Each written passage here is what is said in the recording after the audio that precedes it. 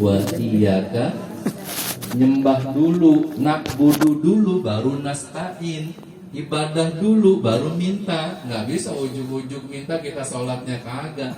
Agak ada lagi main bola di PSP dulu, gua mendoain mak gua dulu, dia minggir ke lapangan, nggak ada. Kalau habis sholat itu enak banget. Atau lagi duduk mancing di galengan dulu, gua doain mak gua dulu, nggak ada.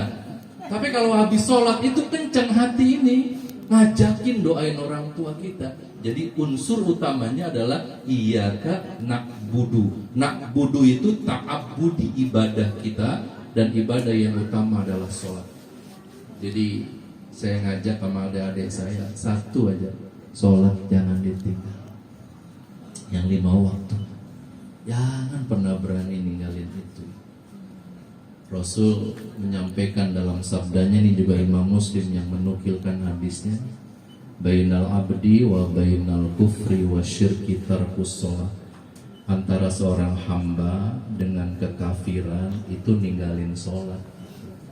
Ditinggalin sholat maka kafir statusnya, karena kita mengingkari apa yang diperintahkan Allah. Bahkan ketika Rasulullah dalam keadaan sakratul maut pun, wasiat terakhir yang keluar dari bibirnya Rasulullah di kamar Aisyah, kepalanya Nabi ada di pahanya Aisyah, di pangkuan Aisyah. Detik-detik kematian Rasulullah SAW, ada Fatimah di sisinya, ada Ali, ada Fadl bin Abbas di kamar itu.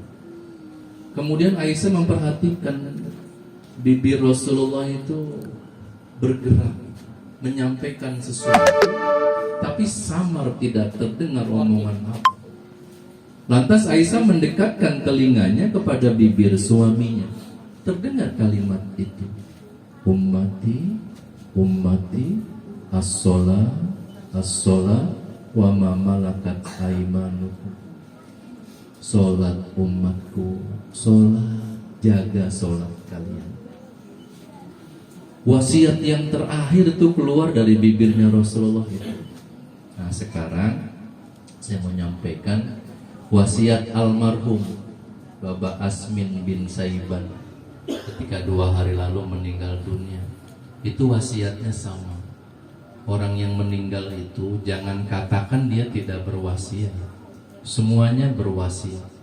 Wasiat itu dikenal dalam fikih namanya fardu kifayah. Ada 4. Ketika dimandikan, dikafankan, disolatkan, dan dikuburkan. 4-4-nya ini adalah wasiat almarhum yang terakhir. Yang pertama, ketika dimandikan, anak-anaknya kumpul memandikan bapak. Secara tersurat nggak ngomong apa-apa karena sudah meninggal, kehidupan sudah berakhir. Tapi secara tersirat itu wasiatnya keluar. Kalimatnya begini, wahai anak-anakku, wahai anak-anak baba, keluarga baba, saat ini kehidupan sudah berakhir untukku. Untuk membasuh anggota wudhuku saja, aku udah gak mampu melakukannya seorang diri. Sehingga kalian yang mewudhukan aku dengan baik. Kan mandiin jenazah itu diawali dengan anggota wudhunya dulu. Itu wasiat tuh di situ. Lagi dimandiin, anak-anakku, aku pesan kepada kalian, jaga wudhu kalian, jaga kesucian diri kalian. Ada saatnya nanti kalian pengen berwudu, nggak bisa sendirian, butuh orang lain untuk mewudukan kalian seperti sekarang kalian mewudukan baba ini. Pertama itu wasiat, jaga wudu kalian. Maksudnya jaga kesucian kalian. Ada saatnya nanti kalian pengen berwudu nggak bisa sendirian, tapi butuh orang lain. Wudu ini bukan hanya untuk sholat Bapak Ibu sekalian. Wudu ini syariat untuk semua amalia kita. Bahkan satu kisah inspiratif yang luar biasa, ketika Rasulullah diperdengarkan suatu saat ada suara terompah yang sedang berjalan di dalam surga. Terompah itu kalau bahasa Sawangannya bakiak, suara sendal di dalam surga. Nabi tanya kepada Jibril, itu suara sendal siapa? Jibril bilangin itu sahabatmu, Bilal bin Rabah. Lah, Bilalnya kan masih hidup, masih di dunia. Tapi suara langkah kakinya, suara sendalnya udah kedengeran di dalam surga. Artinya Bilal terpilih salah seorang sahabat yang nanti dijamin masuk surga. Ketika bertemu Rasulullah tanyakan kepada Bilal, apa amalanmu? Begitu mulianya engkau wahai sahabatku, kata Rasul. Aku sudah mendengar suara langkah kakimu di dalam surga. Apa jawab Bilal? Ya Rasulullah, ibadahku biasa-biasa saja. Mungkin tidak sehebat sahabat-sahabat yang lain. Amalku juga tidak sehebat sahabat-sahabat yang lain. Tapi memang ya Rasul, kata Bilal, aku selalu mendawamkan wudu dan sholat sunat wudu 2 rakaat. Jadi kalau batal, dia berwudu lagi, dia sholat 2 rakaat. Dia batal, dia wudu lagi, dia sholat 2 rakaat. Syariat wudunya dijaga dan juga hakikat wudunya. Nanti saya akan sampaikan apa hakikatnya. Gara-gara amal ini, orangnya masih gentayangan di bumi, masih hidup, tapi langkah kakinya udah kedengeran di dalam surga. Jadi wudunya bukan hanya untuk sholat. Yang paling diwanti-wanti Rasulullah kalau kita baca turunan hadis itu, sebelum tidur jangan berani tidur di malam hari jika kalian belum berwudu. Jangan coba-coba berani tidur di malam hari kalau belum berwudu, karena tidur itu adalah belajar mati. Tidur itu kematian sesaat. Betapa indah ketika kematian yang sesungguhnya datang, kita dalam keadaan suci. Kebiasaan itu Rasul sampaikan sunnahnya, jangan tidur di malam hari sebelum berwudu. Mau capek banget, mau ngantuk banget, wudu dulu. Jadi bukan hanya untuk sholat.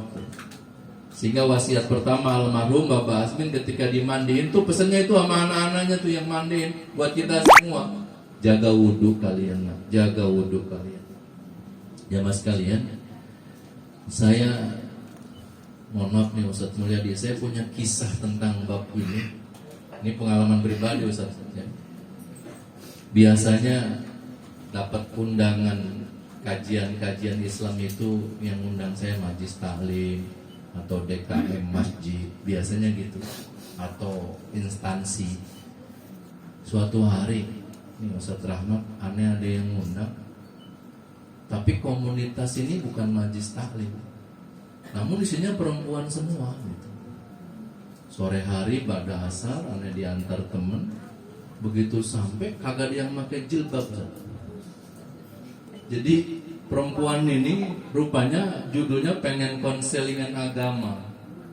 Kalau zaman era 80-an itu disebutnya WTS. Sebelum WTS namanya perek, kalau sekarang PSK. Itu kalimatnya selalu berubah-ubah. Rupanya ada komunitas itu ngundang, pengen konsul tentang agama. Saya dengerin, ada yang ngomong begini. Ada 2 yang saya sampaikan. Yang pertama ada yang ngomong gini, Ustadz, mohon maaf Ustadz, kami biar begini kerjaannya, kalau malam Jumat kami libur Ustadz. Dia gitu. Ngapain libur teh, kata saya? Kita sholat taubat semalaman Ustadz. Besok malam Sabtu ya kita mulain lagi. Saya belum tertarik dengan omongan itu, biasa aja saya timpan, mungkin bercanda. Begitu mau penutupan, ada yang lagi ngangkat tangan. Ustaz, maaf, saya, beda kalimatnya. Kalau tadi kami, ini saya Ustaz, kalau mau berangkat tugas itu nggak pernah lepas berwudu dulu Ustaz. Hati saya kena tuh omong-omongan dia. Tujuannya apa teh berwudu dulu? Biar banyak pelanggan Ustaz. Rasanya saya kayak ditonjok, kayak digampar sama dia. Ngerenung saya sama omongan itu orang. Dia mau jual dirinya, tunasusila, mau maksiat, ya pergi berwudu dulu. Alasannya pengen banyak pelanggan. Jangan-jangan saya punya anak berangkat sekolah kagak berwudu dulu, berangkat ke kampus kagak wudu dulu. Jangan-jangan bini saya mau bebenah di rumah kagak wudu dulu. Jangan-jangan saya punya mamang mau ke Bulakan kagak wudu dulu. Lah dia mau jual diri wudu dulu. Diam, saya malu dengar omongan dia. Saya ngangkat tangan. Teh, saya bantu doa, mudah-mudahan wudunya si Tete akan menjadi hidayah dari Allah Subhanahu wa taala sehingga meninggalkan dunia ini. Jawaban saya cuma begini. Karena saya ngerasa malu. Kita kadang-kadang lupa. Malam mau tidur kagak wudu. Mau pergi nyari nafkah kagak wudu, yang mau pergi nyari duit kagak wudu. Anak-anak sekolah dibiarkan aja tanpa berwudu. Gak kebayang udah sholat subuhnya kagak nih anak. Wudunya kagak, sholat subuh kagak, berangkat ke sekolah itu tali setan di lehernya belum dibuka. Kata Rasulullah, kalau kamu tidur di malam hari, maka setan mengikut dengan 3 simpul ikatan. Ketika kamu bangun, kamu memuji Allah dengan kalimat Alhamdulillah atau lengkapi ahyana ba'dama, maka terbuka simpul pertama, kata Rasul. Kemudian kamu berwudu, maka terbuka simpul kedua. Kemudian kamu sholat, maka lepas 3 ikatan setan di lehernya.